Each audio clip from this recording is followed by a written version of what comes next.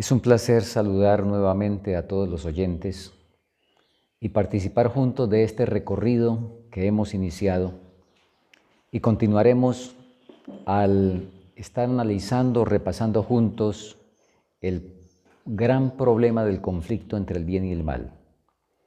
Pero gracias a Dios que tenemos promesa, tenemos esperanza, tenemos garantía de estar del lado ganador. Reciban pues todos un saludo muy caluroso de parte de un servidor. Y como es nuestro deber, vamos a tener una palabra de oración al abrir la inspiración para nuestro estudio. Nuestro Dios y Padre, muchas gracias por tus bondades y tus misericordias.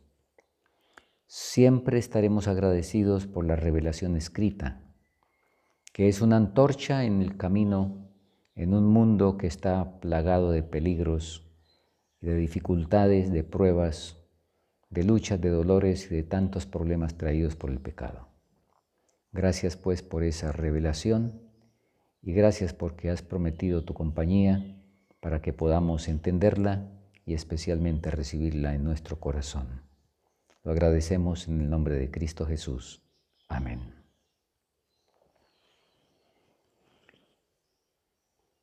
El título de nuestro capítulo de estudio, número 2, comienza con la palabra de dos letras más poderosa, vital y trascendente que existe en nuestro idioma. Sin esa palabrita es imposible la salvación. La palabra de Dios nos dice en Efesios 2:8, porque por gracia sois salvos por medio de la fe. La fe. Y complementando en Hebreos capítulo 11 y el versículo 6 leemos, pero sin fe es imposible agradar a Dios. La fe permite el cambio de muerte a vida y hace posible acceder a la vida eterna. El ser humano no puede vivir sin fe. De hecho, todos nacemos con una cuota de fe. Ello nos permite comunicarnos unos con otros. Allá cuando estamos aprendiendo a hablar, la madre nos dice que esto se llama silla. Nosotros repetimos con dificultad silla, eso queda grabado. Y si alguien después viene y nos dice que esto es un caballo, le decimos no, silla. Muchos dicen no creer en nada. Eso no es cierto. No podrían vivir si no creyeran en algo. El problema es en dónde se coloca la fe, en qué objetos o en qué personas. El conflicto de los siglos, como se llama nuestro libro de estudio, y que es un título sumamente apropiado para ilustrar o para explicar la razón de este estudio. El conflicto de los siglos es la lucha entre Dios y Satanás por lograr que el ser humano crea en su propuesta.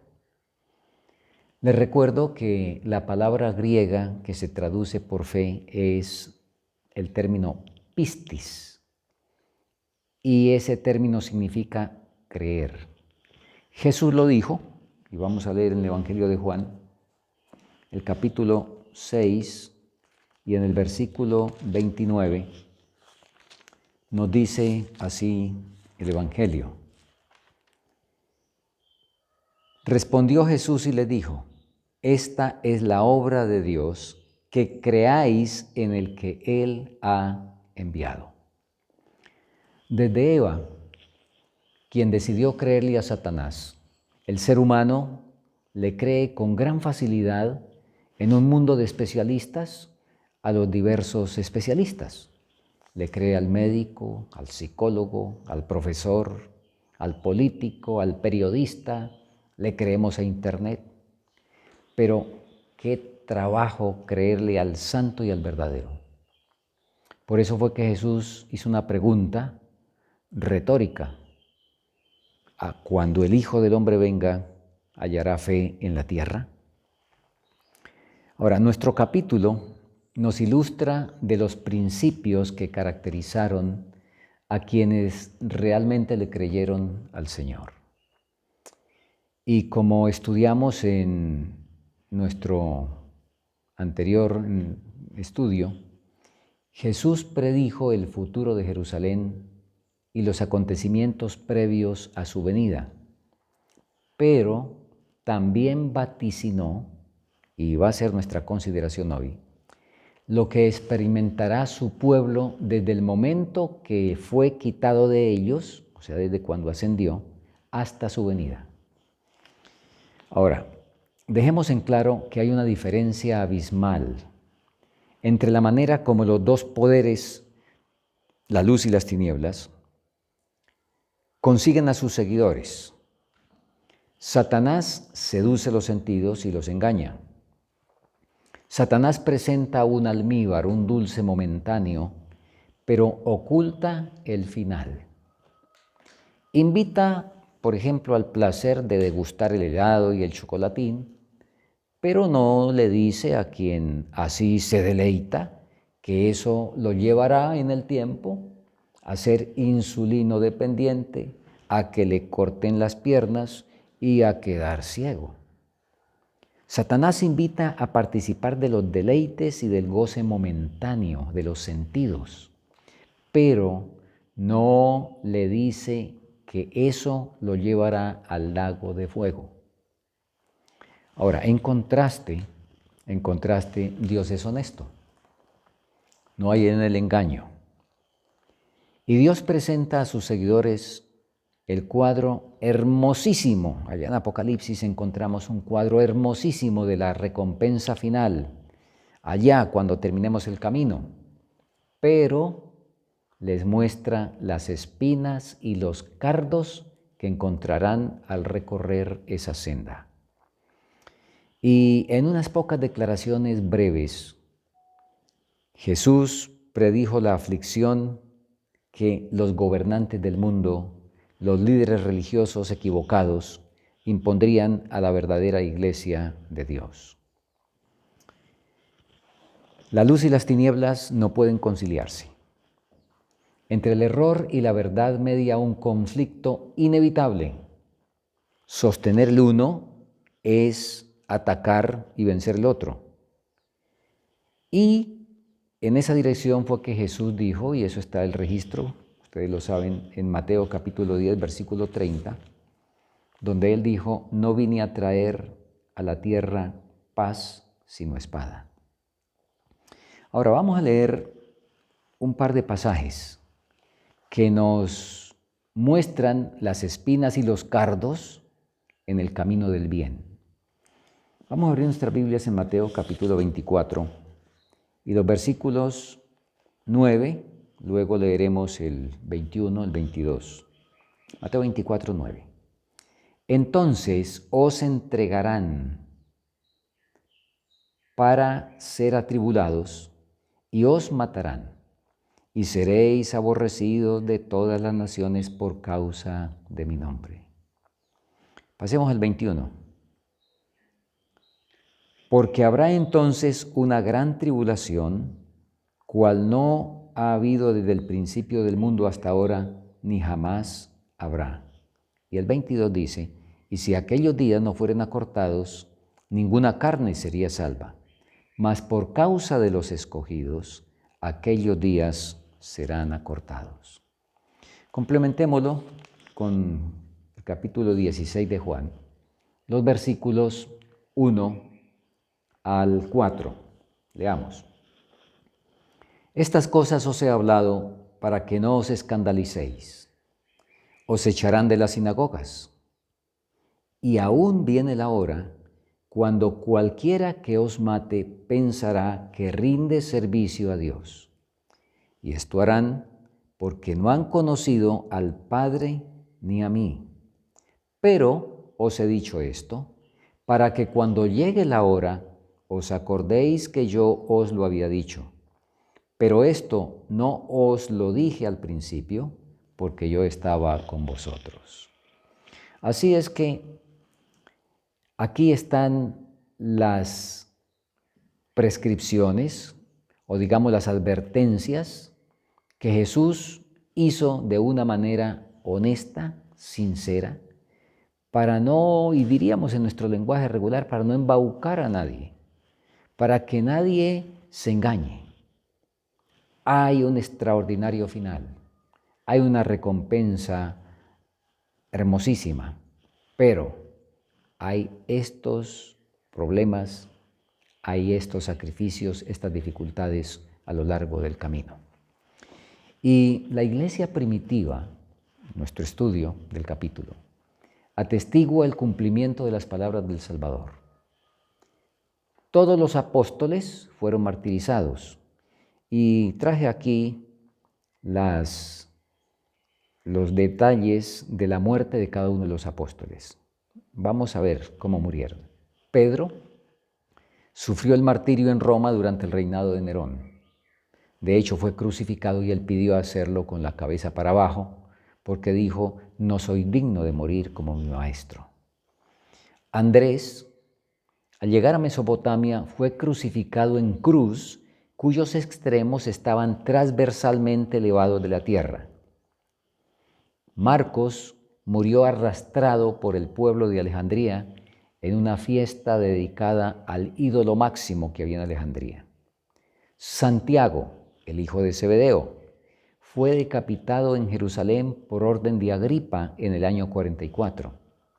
Juan fue echado en un caldero de aceite hirviendo, y como el Señor lo libró al igual que a los hebreos que fueron echados allá en el horno de fuego, y salió intacto, el emperador se asustó, sencillamente lo sentenció a prisión en Patmos, donde escribió el Apocalipsis.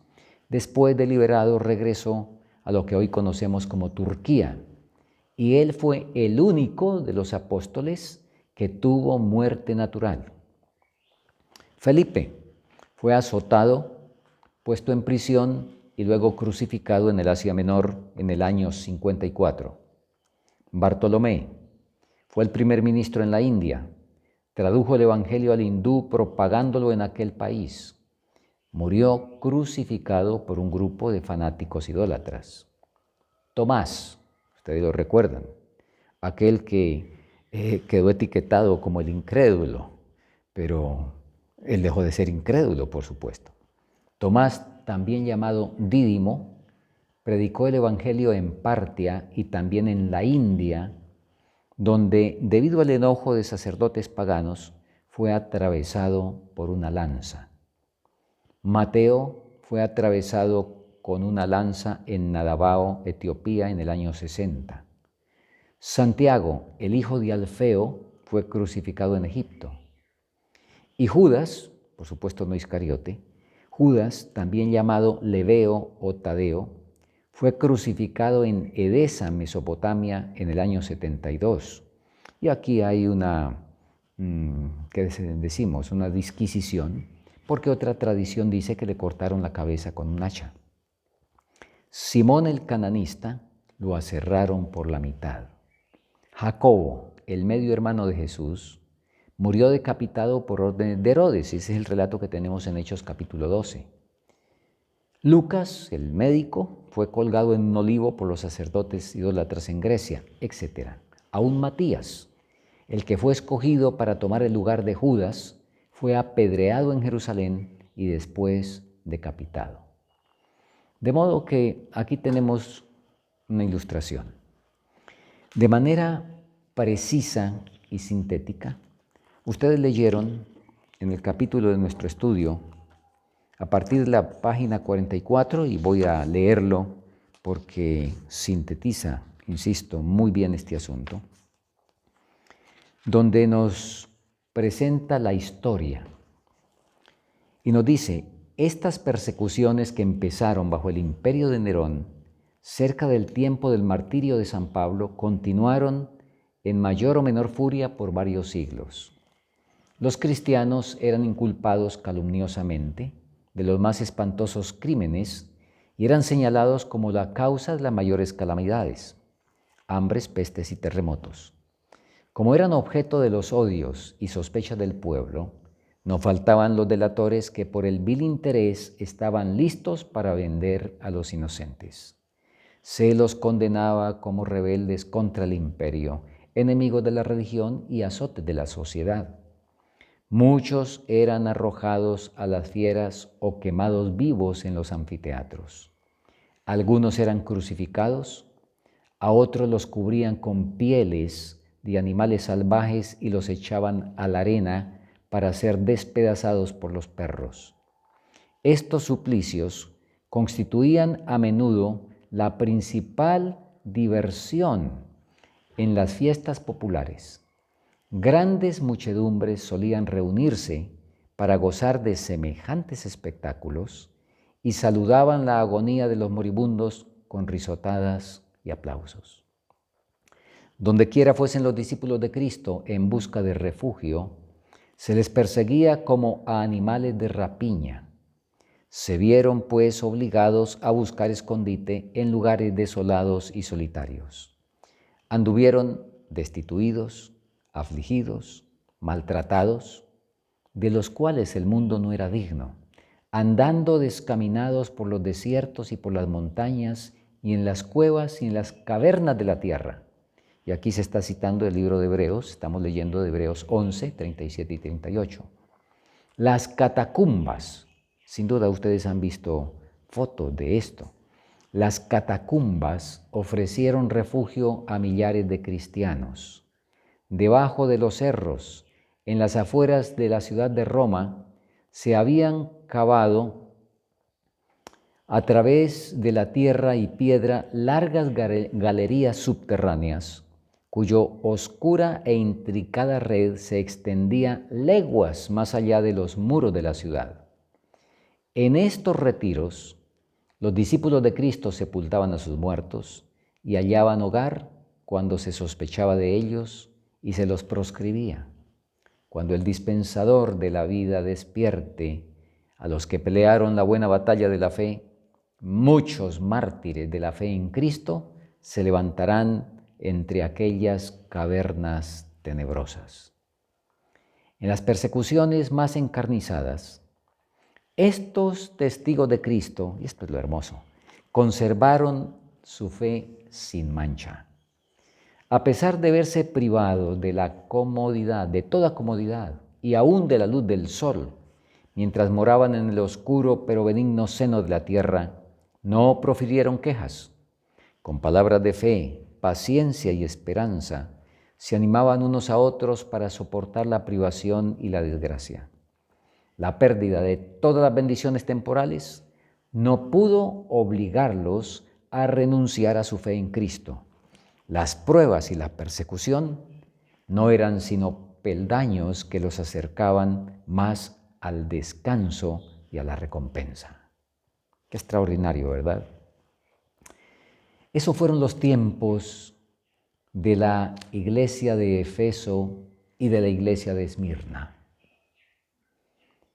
Fueron los tiempos de los caballos blanco, una fe pura, pero ese caballo apareció después rojo.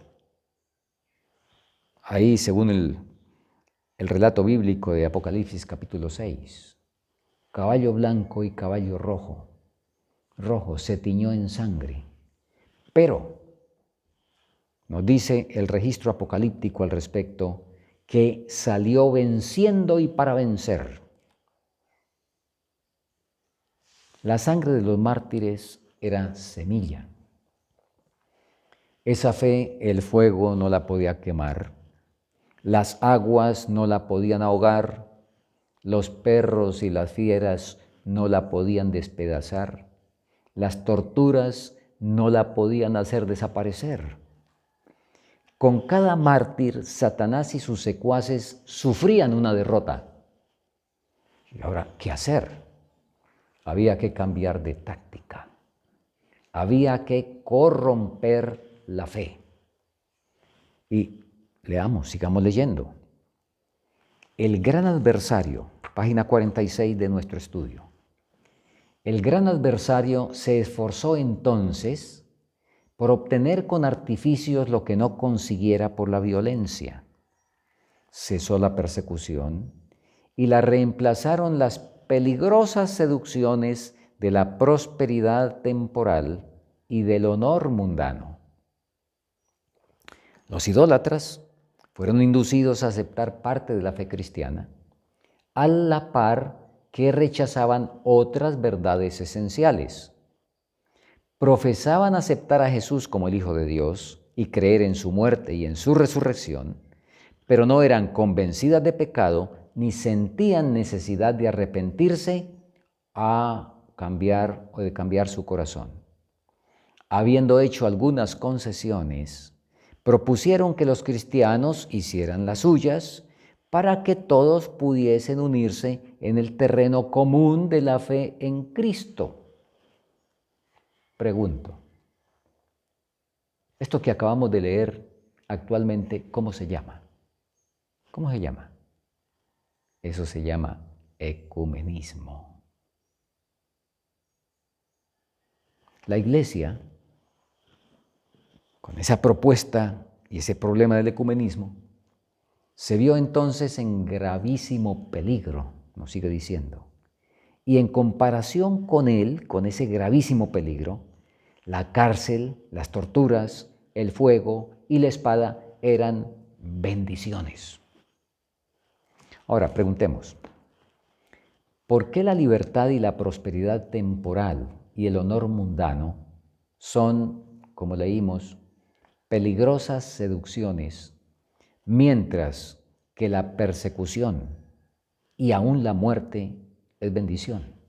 ¿Por qué? Porque estamos hablando de la Iglesia en función de salvación. Estamos hablando de la fe por la cual somos salvos. No estamos hablando de lo agradable que constituye pertenecer a una iglesia aquí en la tierra, que tiene todos los beneficios y la aprobación del mundo. De modo que en esas circunstancias de la calamidad, de ese ecumenismo, de ese sincretismo entre el paganismo y el cristianismo, nosotros seguimos leyendo que algunos cristianos permanecieron firmes, declarando que no podían transigir, pero otros se declararon dispuestos a ceder, a modificar algunos de sus puntos de confesión de fe y a unirse con los que habían aceptado parte del cristianismo, insistiendo que con ello podrían llevarlos a una conversión completa. ¿Han escuchado ustedes algo parecido actualmente? Donde se dice, venga Cristo tal como está, sin renunciar a nada, sencillamente diciendo, vengo a Cristo. Y eso después aquí se cambian. ¿Han escuchado eso? Fue lo que ocurrió allá y fue lo que hicieron muchos. Y ahora fue un tiempo de profunda angustia por esas concesiones. Fue un tiempo de profunda angustia para los verdaderos discípulos de Cristo.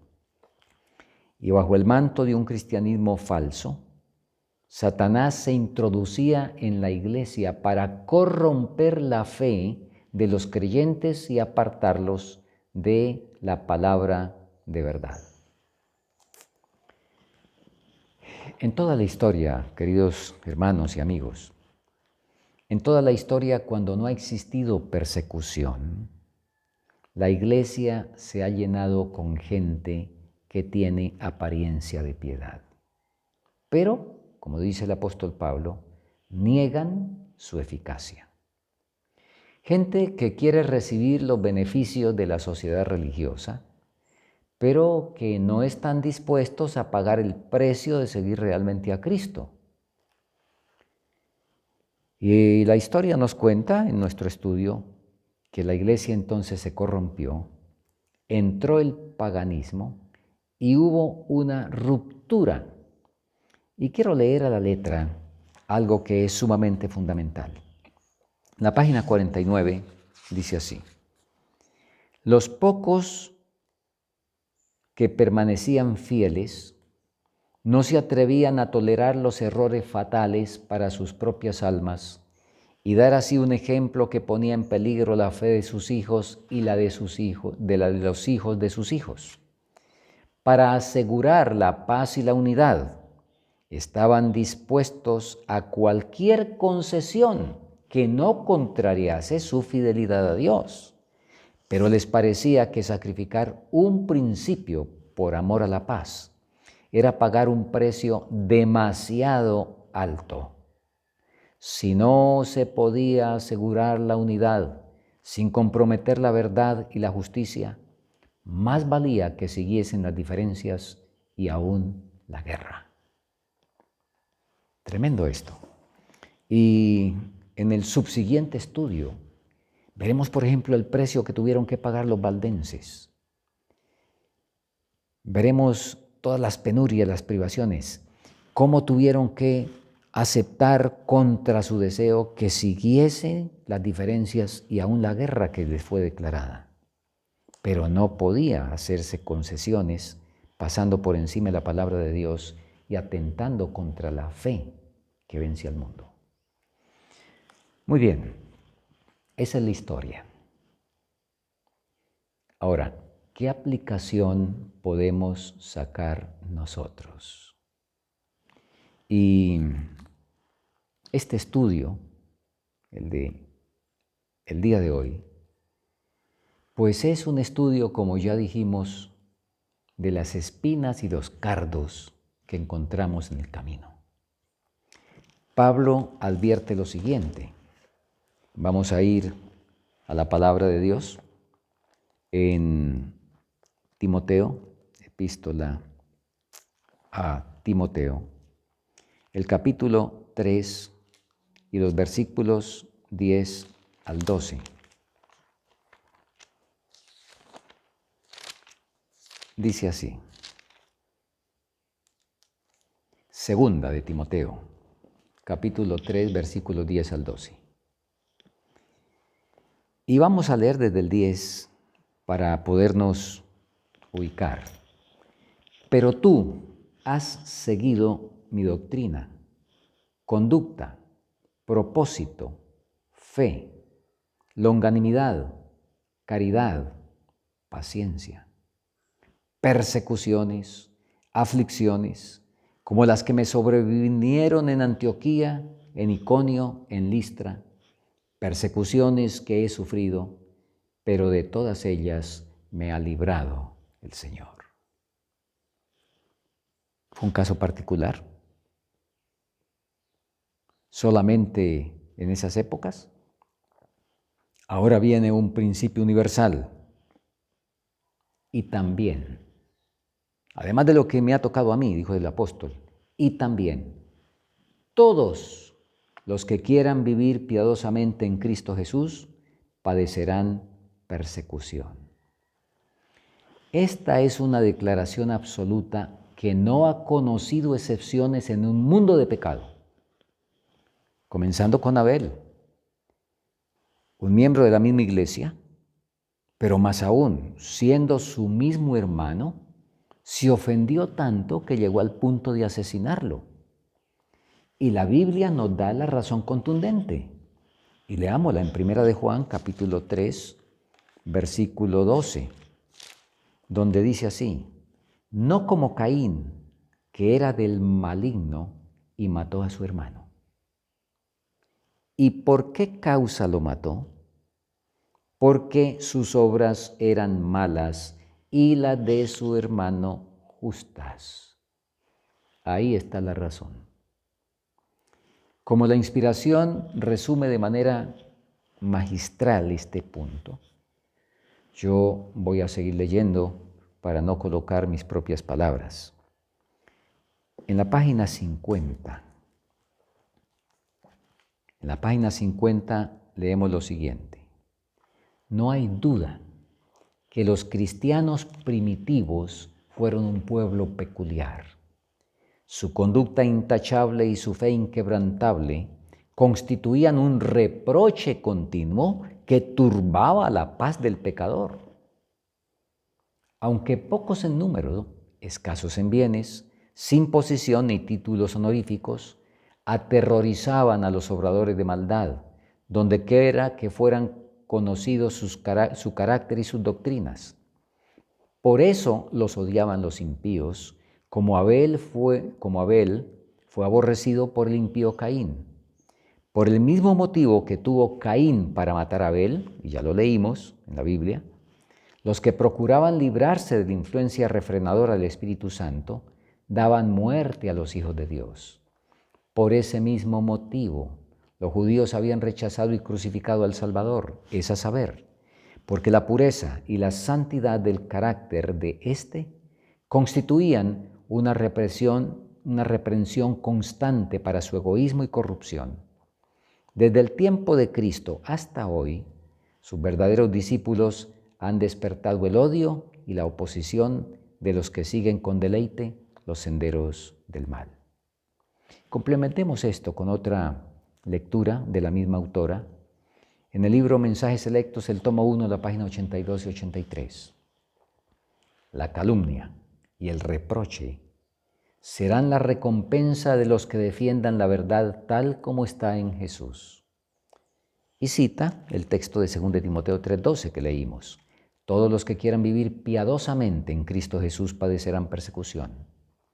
Los que dan un franco testimonio contra el pecado, tan ciertamente serán aborrecidos como lo fue el Maestro que les dio esa obra para hacerla en su nombre. Al igual que Cristo, serán llamados enemigos de la Iglesia y de la religión.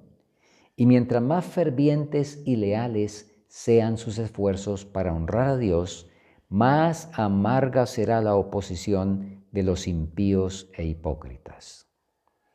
Quizá seamos llamados faltos de juicio y necios, fanáticos y aún locos. Quizás se diga de nosotros, como se dijo de Cristo, demonio tiene. Y adelantándonos un poco en la lectura de este libro, en la página 511, vamos a complementar con esto, seguimos leyendo lo siguiente. Ogaño como antaño, o sea, hoy como ayer, ogaño como antaño, la predicación de una verdad que reprueba los pecados y los errores del tiempo despertará oposición. Porque todo aquel que obra el mal odia la luz y no viene a la luz para que sus obras no sean reprendidas. Cuando los hombres ven que no pueden sostener su actitud por las sagradas escrituras, muchos resuelven sostenerla a todo trance y con espíritu malévolo atacan el carácter y los motivos de los que defienden las verdades que no son populares. Es la misma política que se siguió en todas las edades. Elías fue acusado de turbar a Israel. Jeremías lo fue de traidor y San Pablo de profanador del templo. Desde entonces hasta ahora, los que quisieron ser leales a la verdad fueron denunciados como sediciosos, herejes o cismáticos. Multitudes que son demasiado descreídas para aceptar la segura palabra profética, aceptarán con ilimitada credulidad la acusación dirigida contra los que se atreven a reprobar los pecados de moda. ¿Fue en el pasado? ¿Va a mejorar el asunto? Sigamos leyendo. Esta tendencia irá desarrollándose más y más. Y la Biblia enseña a las claras que se va acercando el tiempo cuando las leyes del Estado estarán en tal contradicción con la ley de Dios que quien quiera obedecer a los preceptos divinos tendrá que arrostrar censuras y castigos como un malhechor. Bien, insistimos, Dios es honesto. Dios nos dice que encontramos antes de acceder a ese premio eterno de dicha sin fin. Dios ha dicho.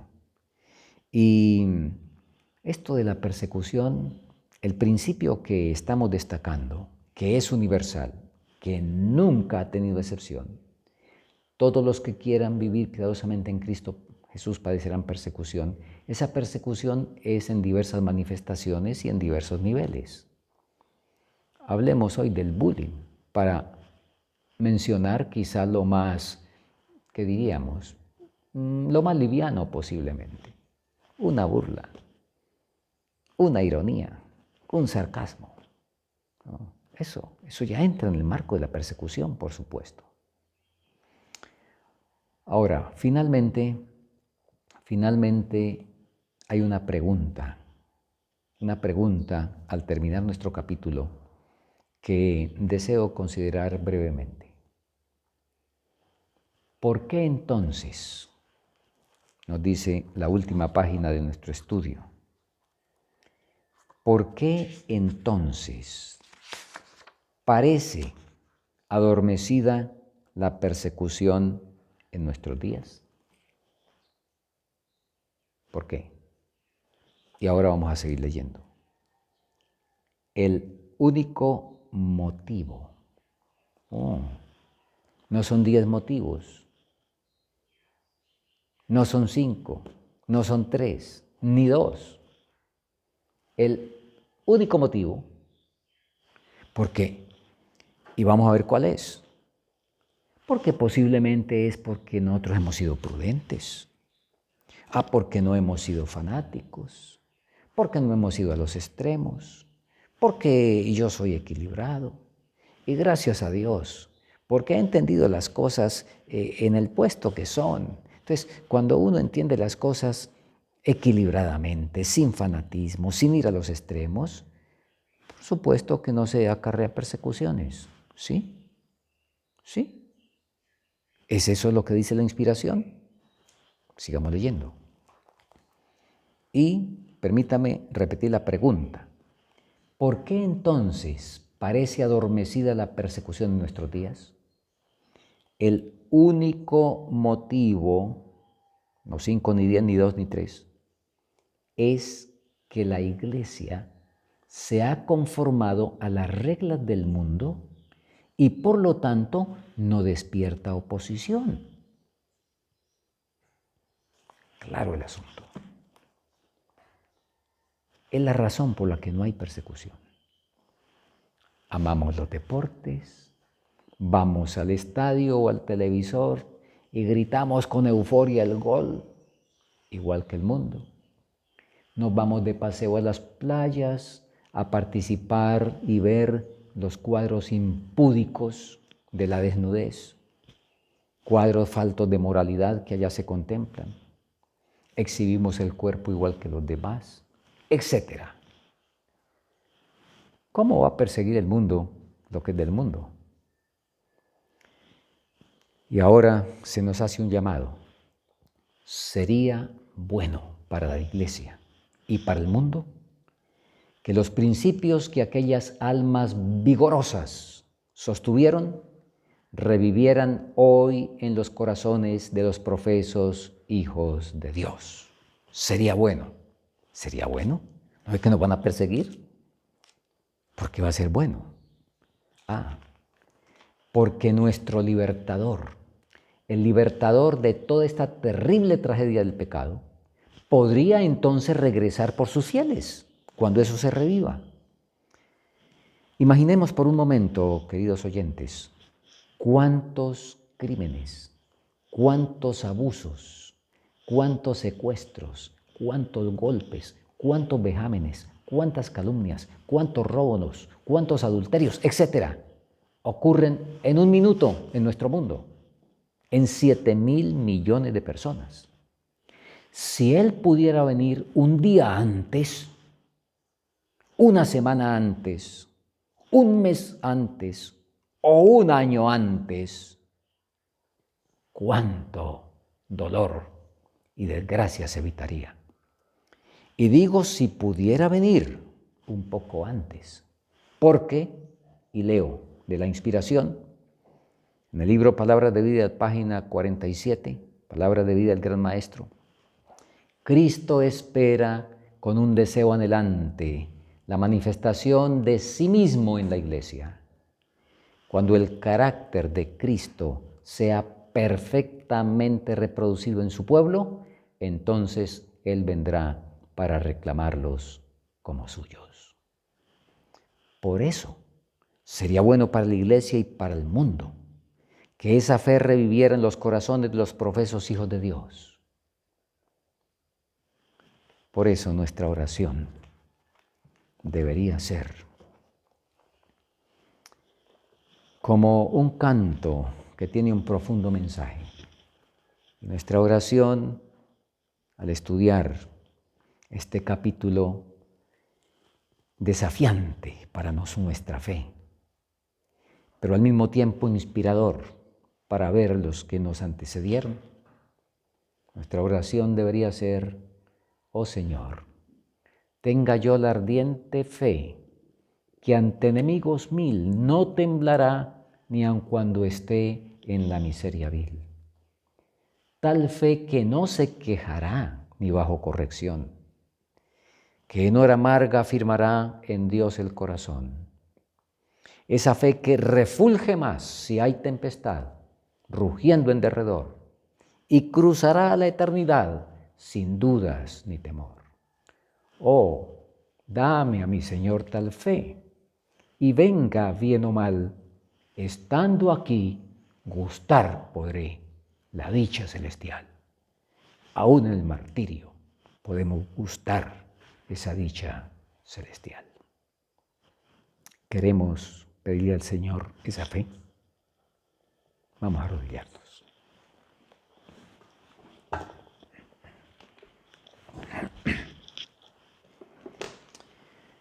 Gracias, Padre Celestial, por los registros sagrados que tenemos de la fe de nuestros hermanos mártires que nos antecedieron. Necesitamos esa fe que el fuego no puede quemar, que las aguas no pueden ahogar, que los leones no pueden despedazar, que las torturas no pueden hacer desaparecer. No necesitamos heroísmos hoy. Tu palabra nos dice muy claro que cuando necesitemos las diversas gracias, tú nos las vas a conceder en el momento oportuno. Y también nos dice que podemos tranquilamente saber que podremos afrontar eso mañana si nos tocara esa situación, que podemos estar tranquilos si cumplimos con los deberes hoy.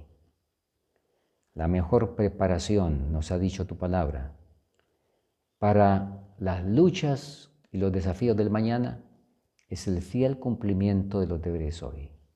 Por lo tanto, asístenos hoy en el cumplimiento de esos deberes, podamos tener una obediencia gozosa, voluntaria e inmediata y de esta manera capacitarnos para el futuro del cual no sabemos exactamente si nuestra suerte será entregar la sangre por ti o permanecer vivos para ver tu segunda venida.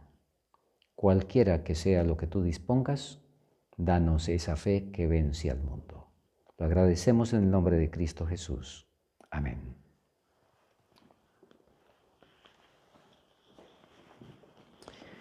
Bien, queridos hermanos y amigos, como de costumbre, los esperamos la próxima semana en el siguiente estudio. Un estudio que sigue la línea que traemos y que será también sumamente enriquecedor al ver el conflicto entre el bien y el mal. El Señor les bendiga, el Señor les acompañe y que tengan un feliz encuentro diariamente con la palabra del Señor.